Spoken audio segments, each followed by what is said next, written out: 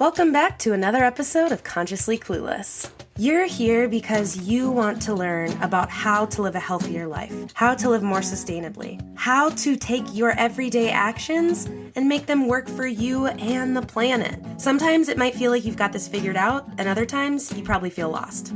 That's why I'm here. Together, we will learn how to live happier, healthier lives without the need to be perfect, and always allowing space for a little cluelessness on this journey to living a more conscious life. Today on the podcast, I am talking to Amanda Sevilla again.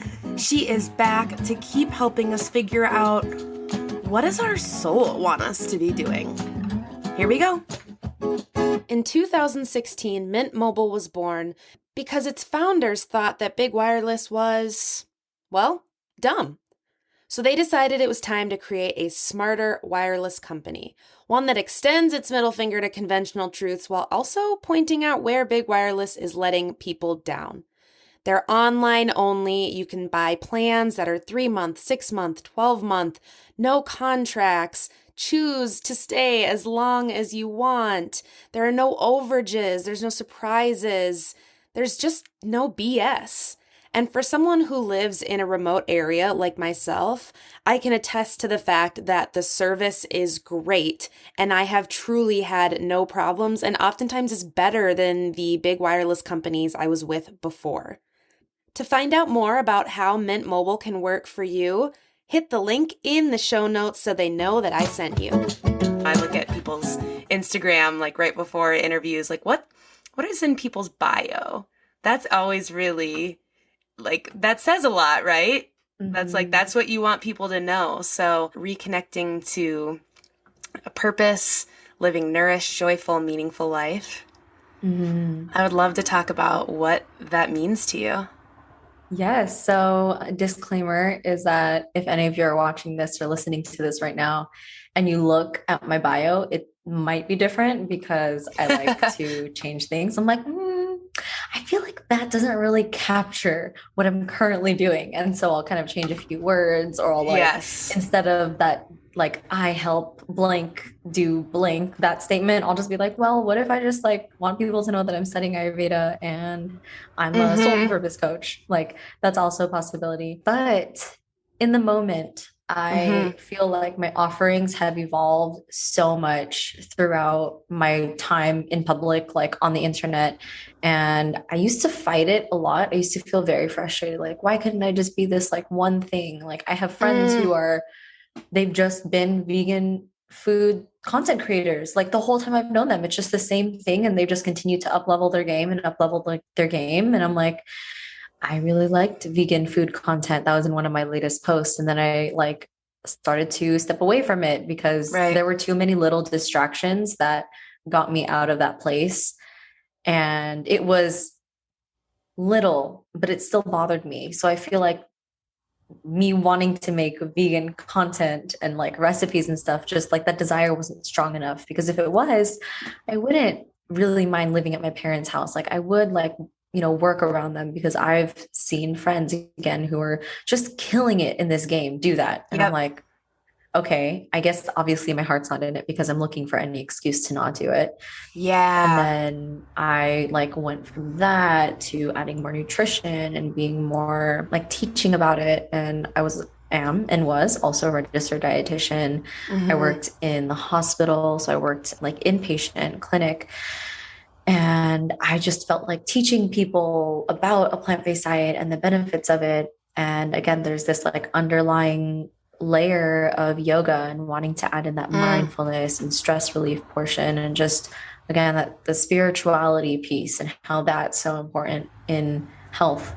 And I think that's the point where I decided I didn't want to go down traditional medicine. Right. And I went through Ayurveda. And so now it's what the heck am I doing? Going back to your main question. So in all of the different evolutions so far that I've gone through, and this is just a tiny sliver of what the rest of my life will look like, I've just realized that what I do best is just be myself.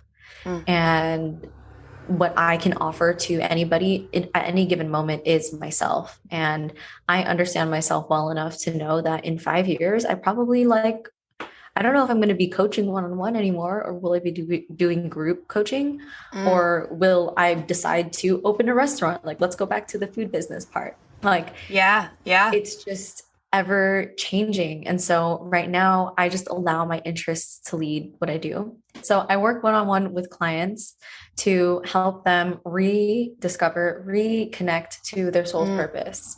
And the reason why I'm emphasizing the prefix re is because we're not just pulling it out of thin air. I am in that space with them in this container for 8 sessions or 12 sessions, however many sessions they decide to work on with me for.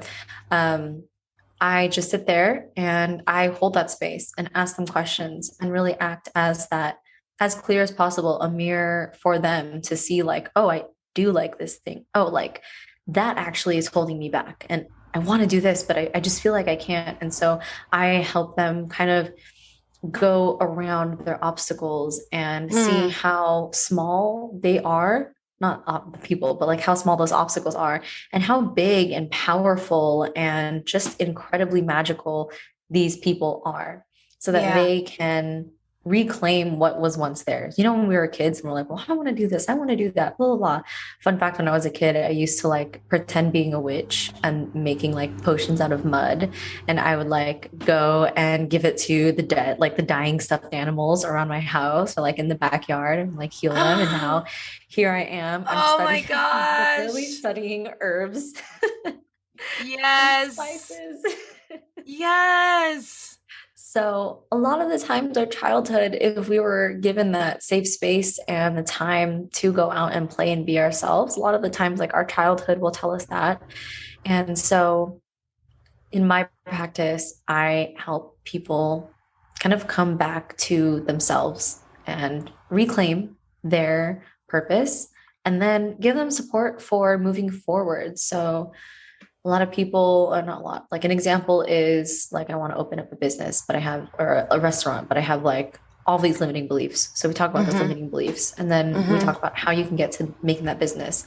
I'm not a business coach, but Right. I do coach people to feel confident in their forward direction and their forward motion, and help them realize like you have everything that you need within you already. And if you don't, you have the connection to what you need. You know, you have the little anchor, and you Yes. could just follow that rope and find that resource that you need. So I use that kind of as my blanket offering. And depending on the person, we might talk about nutrition, we might talk about human design, we might talk about Ayurveda when I become certified, and I can use that Right. more confidently in my practice as well, to support them in anything that they need. Because part of finding your purpose, really truly identifying and living that Dharma, is, you know, we have to work on this 3D body first. We have to have that like self-care, that health established first, because how are you going to go and make a change if you are feeling debilitated every day, or if you are constantly hungry, or if you constantly fear food choices, and like you have to make food choices because you have to eat every day because your body needs energy so you could do these things. So again, depending on the person, maybe they have digestive disorders, maybe they have an unhealthy relationship with food, and that holds them back from really discovering their true purpose and really like embodying that. So we work on those things first. We work on the things that I have expertise and experience and knowledge in first, so that we can get to that purpose part and then just integrate it all together. And so, simply put, it's soul purpose coaching, but there is so much more to that that is hard to put in a one-liner. So it's just, I help mostly women. I really love to work with my women because I just love connecting with the feminine, and I love helping, especially people who are too, like, they realize that they're too much in their masculine. I love helping them come down from that, because that is something that I've personally had to go through. And my favorite clients, the best ones, are the ones who are past versions of myself, because I know, like, okay, I can guide you through this because I've literally been there. I know what that feeling is like. And so really helping women step down from the masculine, embodying the feminine, and then integrating the two, because both are important. My logic was like, you know, they can have their own coaches. There's so many male coaches out there. I just feel like I want to be there to help the feminine and help women as much as possible. And that like heals for me like a mother sister wound as well. And so it's like we're all working together, we're all recycling this healing together. My clients might not know it, and I do tell them this towards the end of our sessions, but like this was just as beneficial for me as it was for you. You know, I love being in that space of transformation and trust and healing with other people.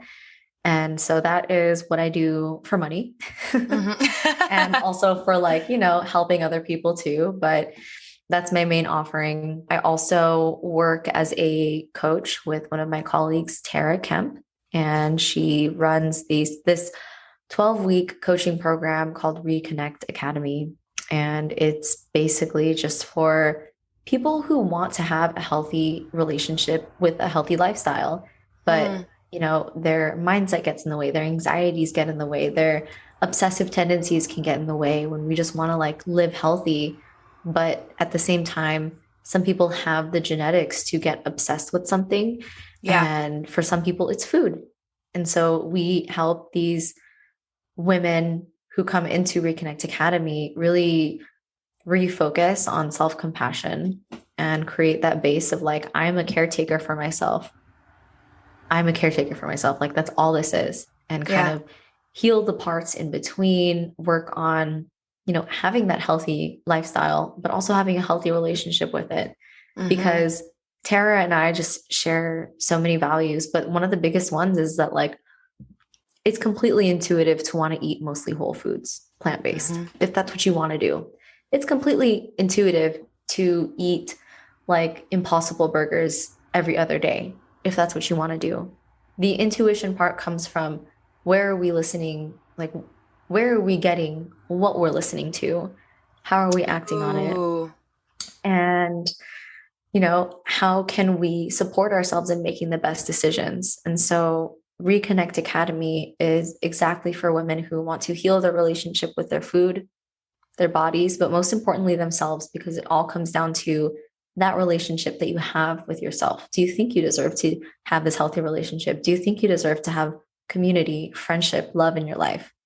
A lot of people don't. And so we work on that first because that's where it all stems from. So I work with Tara in Reconnect Academy. I'm one of the coaches. I'm the resident dietitian. And along with nutrition stuff, so kind of going from like the soul now, like zoning in on the 3D and the body. I am studying Ayurveda. I'm going to be a wellness educator in a couple months. And so I'll be able to teach things and teach workshops and maybe even like host retreats on the basics of Ayurveda and do consults. That would be so fun. People. I know, right? I'm like so hyped for it. I'm so excited. I want in. I got you, girl. We can put something together. Yoga and Ayurveda. Yes, that would be amazing. Right? It's just like all these things that I'm so excited about. I'm like, oh, all my offerings are just literally what I am. And so with Ayurveda, I can help people, you know, rebalance their constitutions with food and with some spices and herbs and lifestyle recommendations. And I'm going to combine that with my nutrition counseling that's available right now at Planted Forward, which is a virtual clinic. And there are a bunch of like integrative plant-based providers. So doctors, health coaches, other dietitians as well. And so I'm going to combine the two so that we can have an integrative Ayurvedic dietitian as well. And so I also provide bodily services there. So there's kind of like the soul service, the emotional body service, and then the physical body health service that I have.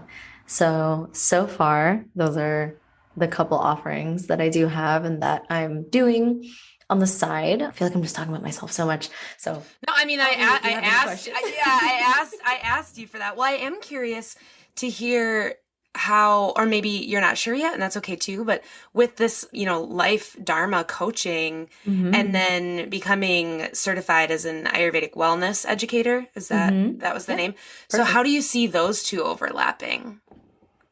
It's really interesting because in my Dharma coaching training, there are actually doshas of Dharma. So if anybody listening to this don't know what doshas are, they're basically the three main humors, or the big energies in the body.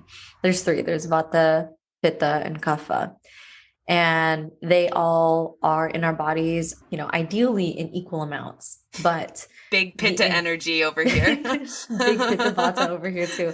So when they are out of balance from like what your natural constitution is, that's when we see disease arise. And that's like the main tenet of Ayurveda. And so in Dharma coaching, there's also a vata stage of Dharma. There's a pitta stage of Dharma. There's a kapha stage of Dharma. And interesting. Right. Like everything is so connected. And so I'm already using Ayurveda in Dharma coaching, but I can use like the nutrition and spices and lifestyle recommendations in Dharma coaching, because again, it's part of that base layer of like, do you have your physical health covered? Like, do you still need to work on that?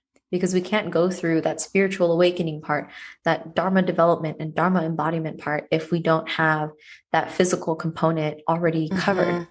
Because like, again, how are we supposed to go do things? Yeah. Without a healthy body?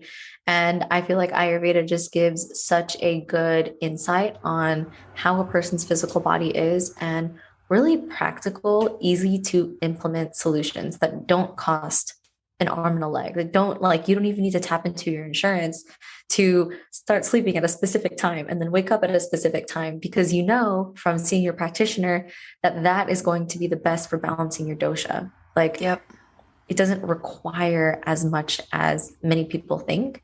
Yeah. And that's something that I also want to bring in. I've said this before already today, but one of my main points and messages is that, we have everything that we need within us, or we have everything around us. Like, I want to be the person or the provider to show people, like, if you use all the free medicine that you have around you, sleep, water, food. Okay. So like water and food, they're not technically free, but you're going to ingest them anyways.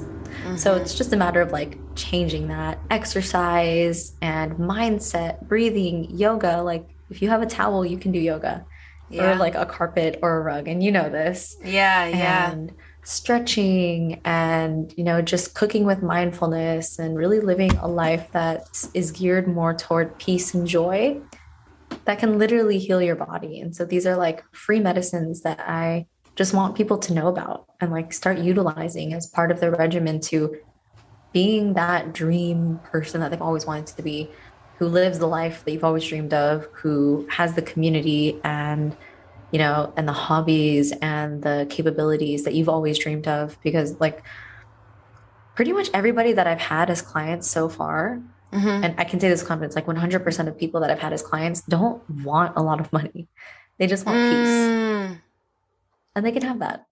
Yeah. Isn't that interesting too? When you think of working with someone, you think you're doing it because, or maybe someone would do it because they're ready to like level up with their business. And that might be a reason I worked with a business coach, because I was ready to level up in my business. But a lot of the conversations I had with her were all my bullshit blocks on why I wasn't achieving the business like goals that I wanted to. And she obviously helped with logistics because she's a business coach. But a lot of that, there's so many intertwined like ideas and messages and concepts of just, it really, for me at least, and what I see, like boils down to that, like you said, like, are you taking care of yourself? Because none of the other things are going to happen if you can't, or you're not. 100%. And like, I love how you said bullshit blocks, because that's really what 80, maybe even 90% of the work is. I've never hired a business coach because I'm not quite there yet, but I'm sure when I do hire a business coach, it will be exactly that, like 90% internal, mental, like all these emotional blocks, and 10% like, okay, just write up this plan. Like, you have to go through these people and do these steps and make sure you have this much to start what you want. But most of it, right, is like, what is holding you back internally? Yeah. I'm so curious, when you started doing this Dharma coaching, and maybe, I don't know if we've defined this. Have we defined what Dharma is? This podcast is sponsored by TerraSeed. TerraSeed is on a mission to disrupt the vitamin industry, empower vegans, and reduce plastic waste in the world. They put everything plant-based people struggle to get in an all-inclusive, vegan, compostable package multivitamin that replenishes them and our planet every single day. Seriously, y'all, win, win, win. Even if you're not vegan, this vitamin will help you get those key nutrients that you need. I am so excited to share a discount code for your first purchase. Use code CARLY50 at checkout to get 50% off. Again, that's CARLY50 for 50% off your first purchase at terraseed.com. Don't forget this code so they know I sent you. This podcast is supported by Who Gives a Crap.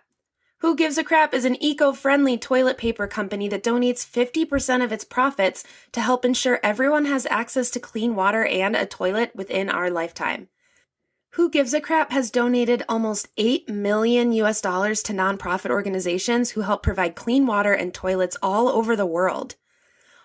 Who Gives a Crap is delivered straight to your door with carbon neutral delivery. I love that it comes that way. I don't have to think about it.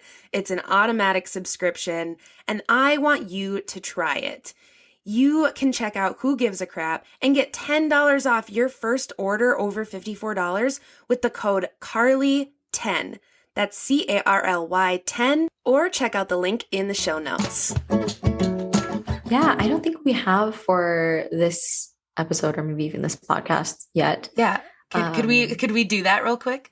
Absolutely. So the interesting thing and what I love about this so much is that Dharma has so many different like definitions. There's like Dharma as part of the 4 Purusharthas in yoga, where it's like Dharma, Artha, Kama, and Moksha, like the 4 things that people need to live like a healthy, fulfilling life. In this definition, Dharma is just like this thing that you do on a daily basis that is like fulfilling. And for other people, Dharma, like in other traditions, Jainism, Buddhism, Hinduism, Dharma is like this thing that your soul was here to do. So the definition that I use is, again, very loose, but it's really like what you're here to do, what you're here for. Everybody's here to do something different, and it's always going to look different. And I think that when I use the word Dharma in the context of social media and in my offerings and how people can find it, a big misconception is that, we have one Dharma and that's it. And it looks one way. And if you miss it, you miss it. And that's the end of the world. Like it's a bus. The end of, yeah, exactly. Because people are like, well, can you have more than one Dharma? Like, what if you never find your Dharma? And like, what are some examples of Dharma? And it's just hard to even give like what a specific example of someone's Dharma looks like, because it always is going to look different in your life. So for you, like you're a coach, you have a podcast, you are a yoga teacher, all of those things combined together are some sort of Dharma, but each component of you doesn't really define what that Dharma is. Right. Because it's like, it takes on a physical form, and Dharma is not necessarily a physical form. It's like how the pieces come together. It's like how you make it come together. Exactly. And so what I found mine has been, at least to this day, and has been pretty consistent looking back at all the things that I really love to do, it's to help people heal themselves. That's it. What does that look like? It literally could look like anything. Right. And that's the thing, like our dharmas always look different, because in our lives, we, next year, I might really like go-kart racing. I don't know. Sure. I might really love it. Sure. And I will most Part likely 3, Amanda's become a professional go-kart racer. Let's check in. From the car. Yeah. Live from the go-kart. Right. And I'd probably find a way to live the part of helping people heal themselves through go-kart racing. Yeah. Maybe it's with joy. Maybe it's with fun. Maybe it's with like a little bit of exhilaration, or like healing in a way of like having the freedom to choose what you want to do, even though it's random, Yes. For my fiance, I've asked him over and over again, and it wasn't really until I started doing this deep work for myself that I understood what it was. And he's not like a deeply spiritual person. Like he gets it, but he doesn't like think as hard as I do about these things. So I've asked him time and time again, what do you think your purpose is? What do you think you're here for? And he's like, dude, I'm literally just here to have fun. I'm like literally just here to play. I'm like, Wow. what? When I first heard it, I was like, okay, I was on the road to like becoming a physician so I could do medical missions And and you're like, dedicate have my fun life. playing. Yeah. And I was like, yeah, I'm sure you have something deeper in there. Like, I know it's Uh-huh. better than that. And as the years go by, I realized like, holy shit, life is so hard. Like, it's so hard. So like they expect us to go through this very, very difficult thing. And at the end of our deathbed, look back and realize that we never had fun, like we never Yeah. played. And then I realized what he meant. Maybe he never will realize it. I tried telling him, but I've just told him like I get it. Like we have to have fun. Yeah. We have to play. We have to enjoy this process because if not, what do we do all What's the this point? for? Yeah. And so for him, having fun could look like being a scuba diving instructor. It could look like again being an artist, or maybe he's the one who goes go-kart racing. Right. Um, Right. and so this definition of dharma is it's kind of loose, but it's kind of like this big mission statement, this big like what are you here to do, how are you going to provide love and service to humanity. For me, it's helping other people heal themselves because I can't heal you, only you can heal you, but I can Mm-hmm. example it, model it, share things. And like for Luke, my fiance, it's like he wants to have fun and play. And that will inspire other people to do the same or help them Right. feel more confident in that. Yeah. Do you have an idea of what yours is? Well, as you were talking about kind of reflecting on all the things you've done and how there's this theme, Mm, I'm like, everything I'm drawn to, everything I do is to empower people to like make changes themselves. mm, And, like to make changes themselves for themselves for the better good. Maybe it's sustainability, maybe they feel like they can't be like live sustainably, it's out of touch, and I'm like, no, you have more power to make change. I think it's like helping people realize they can transform and make change. empowering Off the others. top That's of so my head. beautiful. Thank Yeah, you. yeah. I see that in all the work that you do too. It's a lot of empowering and like Hmm. teaching. I see that teacher in you as well. And so that's like in a nutshell what this Yeah. definition of Dharma is. And I thank you for that answer, because my original question before I was like, wait, have we talked about what Dharma is? Was just realizing that, or wondering if you got to this point where you realized I'm living it. I am living my Dharma. Because if you make a choice to help coach others in that, right? There must be this moment where you're like, oh shit, yeah, this is what I've settled into this place where it might ebb and flow. It might be go-kart racing, but I know my Dharma now. Like, did you have a moment where that really sunk in, or? I don't think it was a specific moment, but I do realize, I do know that it was this year when I was like looking back at all the things that I've done and all the things that I'm doing and just looking at it with so much satisfaction, realizing that like I know I'm not there, whatever there is, but I know that I am in another timeline, like in the future, I am. So, like, the only difference between where I am now and where there is time. And Mm, all I have to do is like wait and continue doing the things that I'm doing, and then I'll be there. So it's like to your point, like I'm already living it. And mm-hmm.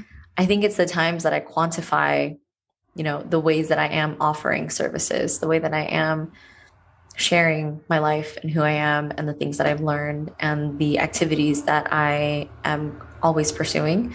So thinking about like Ayurveda, and not just Ayurveda, but the switch that I made to Ayurveda so publicly, that Mm, has really given a lot of people, and I can say a lot with confidence because I've gotten messages and comments of like, given people the idea or the inspiration or the motivation or even like their own empowerment to think twice about what they're doing in their life and like it's okay to ask switch themselves, gears. yeah, ask themselves, like, can I have the courage to choose something that I want to do? Because there's so like if I did that, if I had that small inkling that, oh, maybe conventional medicine isn't going to be for me, at least right now, like I can't even imagine how many other people there are. Not to say that I operate the same way as everyone else, but Right. there's so many people in this world. Like we are all bound to have people so similar to us going through the same thing. And that's what we're all doing. Like we're just here to go through stuff, share our experience, and have the courage to, help other people up the ladder with us. Right. So kind of looking at that switch and then how what I'm offering through Ayurveda and nutrition and coaching. And I forgot to mention this, but like retreats, I just hosted a retreat a couple weeks ago at this beautiful ecological wellness center that, their mission is very similar to yours, like empowering people to see that sustainable living is really not that hard and it's not that daunting and it's actually very beautiful. So I did a retreat over there. And so I'm like looking at all these little pieces and I'm like, oh man, I'm like already doing it. Yeah. I'm not making a full-time income from it yet, but just looking at the things. Right? Hey guys, I'm not rich, but I'm rich in experiences. Yes. But yeah, Rich I'm like in looking gratitude. at them. I'm like, oh, like crystals, tarot cards, sage, dancing, yoga, making macrame. Like I love all these things. And it's just so awesome that I get to be living it and doing it in a way that provides the forward motion of helping other people heal themselves. And so there was not one main like aha moment. It's all just like these small moments that have added up over time. And I just realized like over and over again, like I'm already living it. I'm already doing it.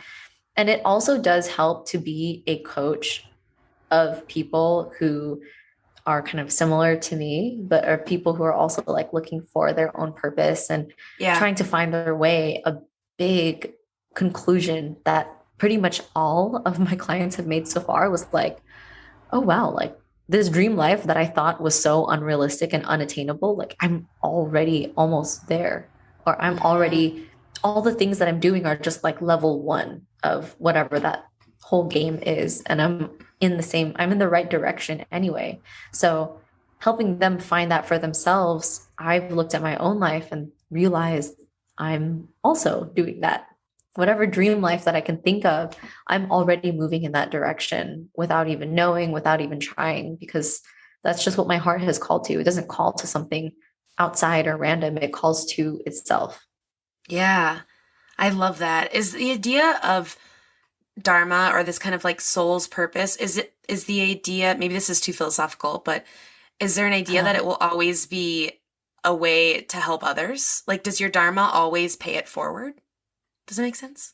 It does. It does. But it's not the way that most people will think, because we forget that just paying it forward to ourselves, just loving yourself, just being yourself, just enjoying yourself, that helps other people. Right. If you're taking care of yourself, you walk into a coffee shop, you have like this genuine smile because you're rested, you've eaten, your car's washed, you have enough gas, you've had that like time to refresh yourself. You walk in, you smile. You never know who around you will catch that smile, who's having like the shittiest day ever and will be like, whoa, okay. Like that's kind of like a point up. And so Dharma will always be some form of love and service, but also keep in mind that serving other people before serving yourself is not love and service. That's not genuine. Because we got to say that again, highlight. Serving other people before serving yourself is not service and it's not love. Thank you. I don't know what it is. It's ego. It's got to be something that doesn't come from the heart. If you're constantly putting yourself aside, it's avoidance. Like whatever needs me, who like they need me, my dog needs me, like my community needs me, and you haven't taken a shower, you haven't slept in 5 days. Like, no. They need you at your best. So when you are your best, then you can provide love and service to other people, most likely without even trying. You'll just be there doing whatever you do at your best. And it's just the best ever for other people. So does that make sense? Like love and service for other people, but like you have to have you in there because you are in the same group as other people. Yeah, I love that. I mean, it's the idea of interconnectedness, right? Like that I am you, you are me, we are everything. Because I was listening to a meditation the other day, and at the beginning, I was using Insight Timer, and I just picked a random I know it's the best. I picked a random meditation because I just like was like, I need a reset and I just feel like I need someone else to guide me through it. And so I was laying there and the meditation started, this woman, and I want to start doing this now in my yoga classes as I lead Shavasana or whatever. She thanked me, the listener, for doing this work because knowing like she said it so much more poetically, but basically like showing up for yourself, doing this 30-minute meditation, taking time to be mindful is actually a service to every single person in your life and every single person around you. And I just like that, the way she said it, I've heard that before, but it stuck with me in such a different way that I'm like, I want to thank everyone for showing up at yoga for the world, you Mm-hmm. know, like for the greater good, because we forget that connection, especially in countries like the US where we're like so individualized and blah, blah, blah, blah, blah. I think we really don't like to focus on that. But I think that's kind of what that idea of what you were describing as Dharma in terms of like it's love and acts of service, but that towards yourself is part of it. Totally. And it's completely part of it. Like I gave you that example of my fiance who's just like, I just came Mm-hmm. here to play. I just came here to have fun. For his 30th birthday, we went out of the country with a few of our closest friends, and I organized a little like appreciation circle and just had them talk about the things that they loved about him. And a lot of it was just like, dude, you being yourself has given me the permission to be like my silly self, to be my like, you know, my funny self, my happy self. Like you just having fun and playing and like wanting to do that so much has really allowed me to do the same thing unapologetically. And Yeah. so your Dharma really, it is about everybody around you and the people that you help, but first and foremost, it's about you. Like if you're not happy doing that thing, it's probably not for you. And if you need to stop and take a rest and do some digging and do some work, you're also doing that for other people. And Yeah. I love that that stuck with you. I say that with my clients all the time and the retreat participants. Like I thanked them so much for coming and doing the work. Like I didn't really make that much money off of it, but I was just so grateful to have some people come to another country for themselves to Yeah. really like commit those couple days of growth and transformation. Yeah. I thank people for being vulnerable because that just opens up the gates of compassion that they have for themselves, Mm. which means compassion they'll have for other people. I like when I do teach the occasional yoga class, will thank them. My clients, again, like, thank you for dedicating this hour to doing the work because Yeah. this is immense. This is so life changing, not only for you, but for so many people that you will come into contact with. And like now that you know what your purpose is, you can lead more with confidence and you can, step a little bit lighter and easier and you know who to talk to. And like when you're not happy, you're probably out of alignment with your purpose. And it's not necessarily that the world hates you. And you get to share that experience and the knowledge and wisdom that you have gathered so far with other people. Yeah. And that's why I'm like so about seeing other people do the work. When friends cancel on me because they're so tired, I'm like, Way to go. yes, yes. That's what I like. If I knew you were tired and you still wanted to go out, I'd be like, somebody needs to work on their self-care. Yeah. Yeah, No, really. of course it's situational. You could be tired, but really need to fill up your socialization cup because that's also a Right. thing. Yes. I experienced that a couple of weeks ago also. But I'm just so about people prioritizing themselves because I know that that will mean I get to experience them at their best. And celebrating that, right? Like not only being like 100%. good with that, but also being like, yes, queen, you go to sleep. That is Yes. great. I am so Go proud of you. sleep. Way to go. Like awesome. Like really making people be like, oh, I didn't need to feel shitty about canceling. I'm not canceling. I'm doing the right thing. Yeah, exactly. Exactly.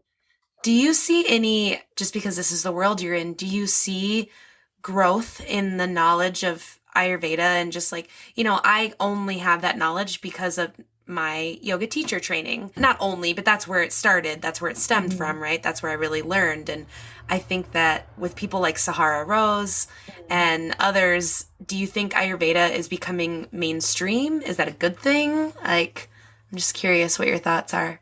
Totally. I don't really know how to like feel about the word mainstream Mm-hmm. because some people are like, oh, it's just so mainstream now. Obviously, it's like, it's a bad thing. But then when people talk about like, oh my gosh, veganism is becoming more mainstream, like, cool, we're happy about Right. that. So Right. I guess it just depends. It just reminds me of like it's like a spiritual comment. And there's two ways to look at life. Like, oh, nobody gives a shit. And then there's like, nobody gives a shit. It's just I like, love that. depends, right? Depends on what you think. So I think that there are a lot of pick me people out there who will be against Ayurveda going mainstream because it's cultural appropriation and we should just like learn our own culture's medicine and knowledge. But I think that there is so much wisdom that can be had with learning Ayurveda and practicing it and implementing it in your life, no matter what culture you're from. Ayurveda doesn't mean you have to be of Indian descent to practice this medicine. It literally means the science of life. And if you're listening to this right now, if you're breathing, if you're touching things, you are alive. So this science is about you. Yeah. And you have every right to have it. And that's what the Ayurvedic sages did a long time ago. So like a little bit of history.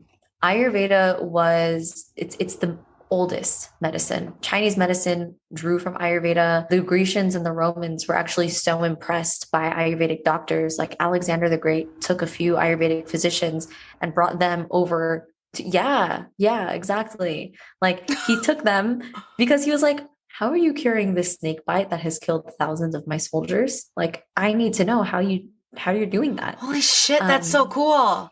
And so a lot of people say, I think it's like Wow. Hippocrates is the father of medicine, but like where he got Ayurveda was so, like, obviously he didn't like go to India and be like, well, I'm going to take this and be the father of medicine. But like he was influenced by people who were influenced by, and then the line goes on. And then Ayurveda is there.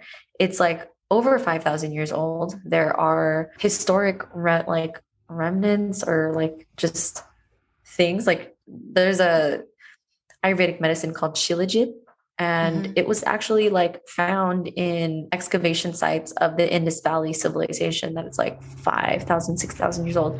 So anyway, it traces back very, very far. And what they wanted to do was spread it as far as possible. And they started with the Buddhist monasteries. And so the Buddhists were actually the ones who spread Ayurveda all over the world as they knew it.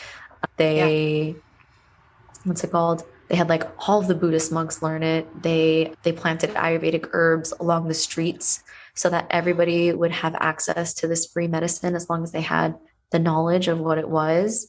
Wow. And so I feel like people like Deepak Chopra, Sahara Rose, Vasant Lal, David Frawley, all these bigger names in the mainstream world who bring Ayurveda. I think that they're just continuing this work of bringing the science of life.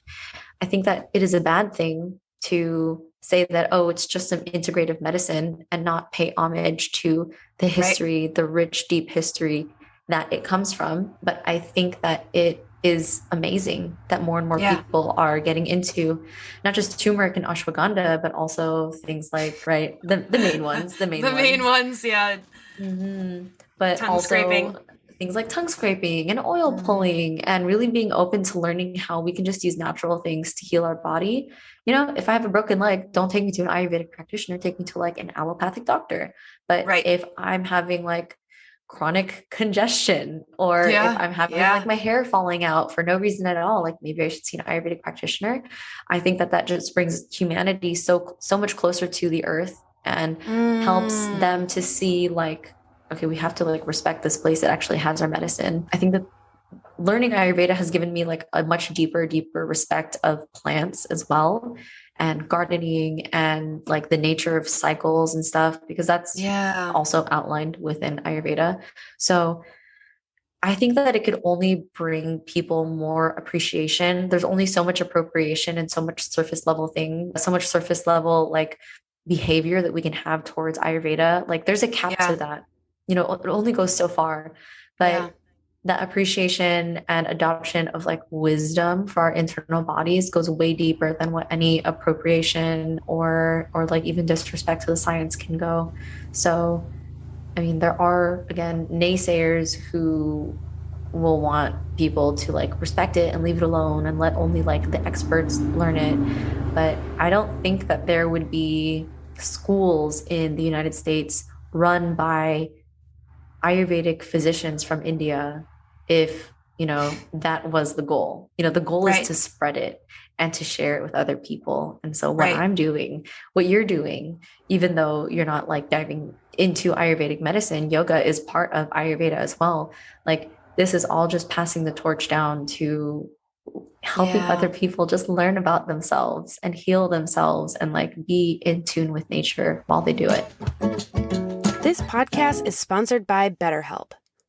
Is there something interfering with your happiness or is preventing you from achieving your goals? By now, you all know that therapy is an important part of my own self-care. It has truly been a game changer in every aspect of my life, including achieving goals. BetterHelp is the largest online therapy platform worldwide. They are changing the way people get help with facing life's challenges by providing convenient, discreet, and affordable access to a licensed therapist. BetterHelp makes professional therapy available anytime, anywhere, through a computer, tablet, or smartphone. You can start communicating within 48 hours. It's not a crisis line, it's not self-help. It is professional therapy done securely online. And I have a special offer for Consciously Clueless listeners. Visit betterhelp.com/Carly and join the over 1 million people taking charge of their mental health with the help of an experienced professional. By using this code, you get 10% off your first month. That's betterhelp.com/CARLY. Take care of yourself today. Thanks again to BetterHelp for sponsoring this podcast. I love the line you said that it brings humans closer to Earth. Because I just think, especially, I've been saying that I feel like I've been saying that for years already, like, especially our world right now, but I'm like, maybe it's just the world. Not right now, it's just the world. But given the state of the world, I think anything that can remind us how reliant we are on the planet and on plants, because our capitalist system has made us completely removed from how food is made, how food is grown, how medicines work, and all of those things. So I love that line of like bringing humans back closer to Earth, because I think part of having a desire to be sustainable and to make the planet a better place, you have to have a why. Like, why should you care? But if you're closer to Earth, you probably have that why a little closer to you. Definitely. And you can be closer to Earth once you realize that all like the macrocosm is within the microcosm. Like all the Earth's elements are also within you. This isn't to say like Mercury is within you, but like air, earth, fire, water, space, like all these things that make up the earth and nature are also things that make you up. This is something that I share a lot when some of my clients are having trouble with meditation and their thoughts, because the explanation is really to show them that your thoughts are just as much as like they're part of your body. It's the part of you that watches those thoughts and that realizes you have thoughts. That's you. But the thoughts that are in your head are not you.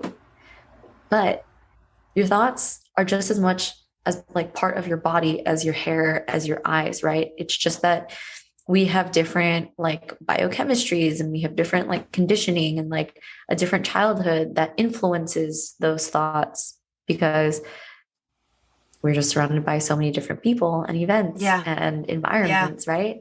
But our brains as human beings will always have these thoughts. If you like grew up in the middle of the ocean, you're going to have the same volume of thoughts probably as somebody who grew up in the middle of the desert. They're just going to like kind of look different.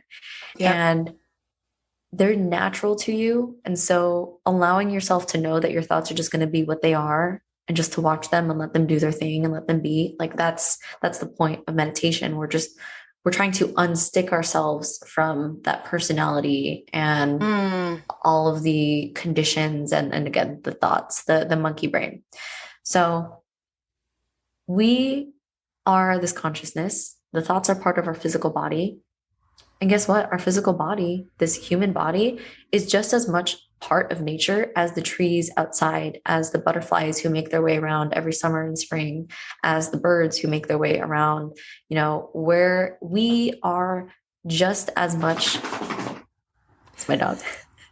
We are just as much part of nature as like the rock on the floor. Yeah. It's just a different iteration. And so when we can think about ourselves and our thoughts also being part of nature, and really, really understanding that, not just saying like, oh, like, I guess we're part of it, but like really deeply getting it and putting those two lines together.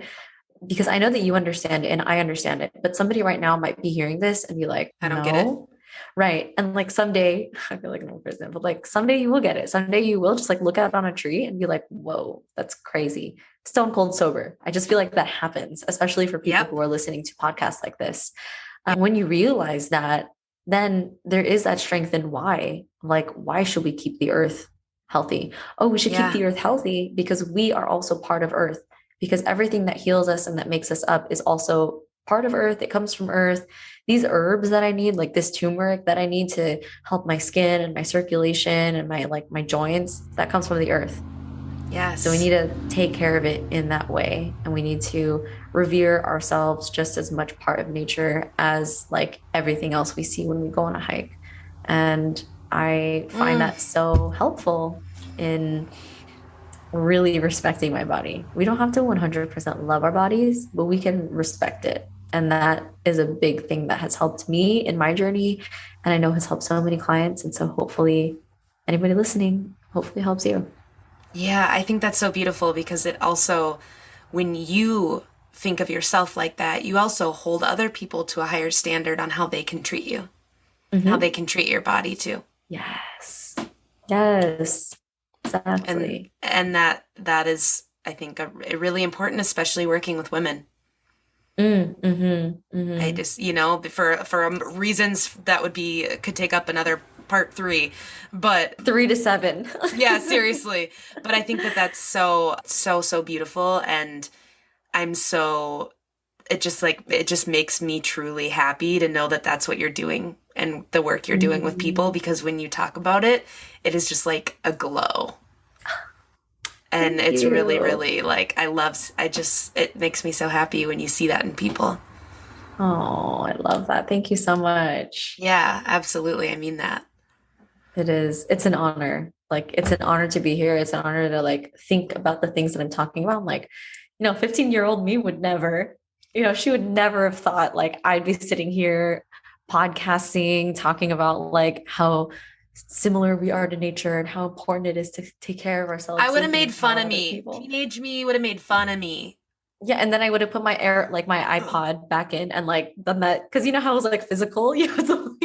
Yes. It was not yet the iPad, or like, what is it, the iTouch? Yes, it was that iPod, like yes, I know exactly what you're talking about. Yes. And like in my ear, I'm going to straighten my hair. Yeah.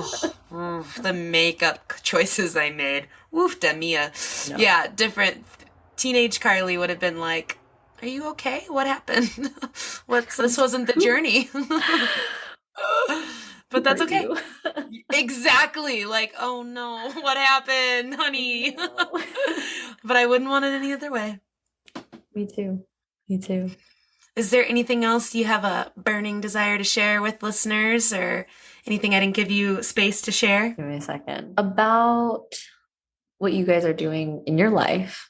If you're listening to this and you feel happy with what you're doing, I'm so happy for you. And also, if you're listening to this and you're not happy with what you're doing in your life, I'm also so happy for you that you're here and that you have this realization, because like there's beauty in the contrast.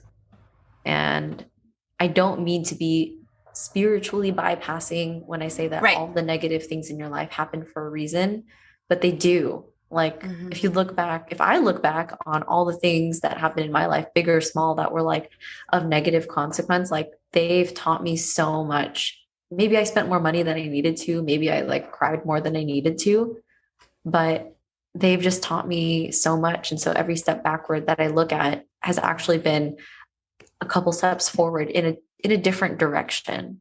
Yeah. And so that's what I would like to share with you all. And when push comes to shove, bend, don't break.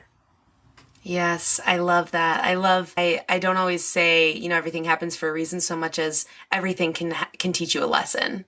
Absolutely. Yeah. Yeah. There's this, I can't necessarily explain this reason, this rationale to you, but I bet you'd learned a hell of a lesson from it. Yeah. Like 20 years later, you'll be like, oh my gosh, that's right. Yeah, and it might take a while. It'll take a while. I remember I went through a really interesting relationship, and I've just had so much contempt for that person for like a very long time. There was this part of me that was like, don't worry, it all like this will teach me a lesson. One day I'm gonna look back and like not be bitter. And I'm like, when? Because every time literally I look back, like I'm bitter. And it's like it's been years.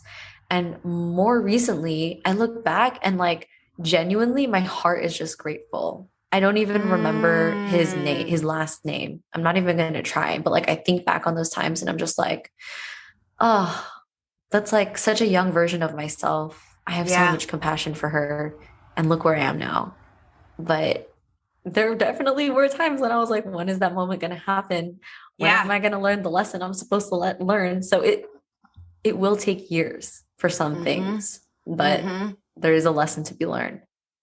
Yeah, and that's kind of the test, right? Like, do you have the patience to learn the lesson? Absolutely. I feel like we could, yeah, I feel like we could just keep talking. I hope to keep connecting in the future. I think that would be really fun to collaborate or to do something someday.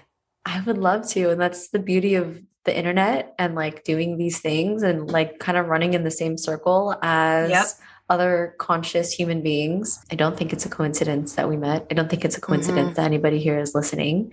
I think that we're all here for some mission, whatever it is. And I'm glad to have met you on this mission so far. Thank you. This feeling is mutual. You gave me goosebumps.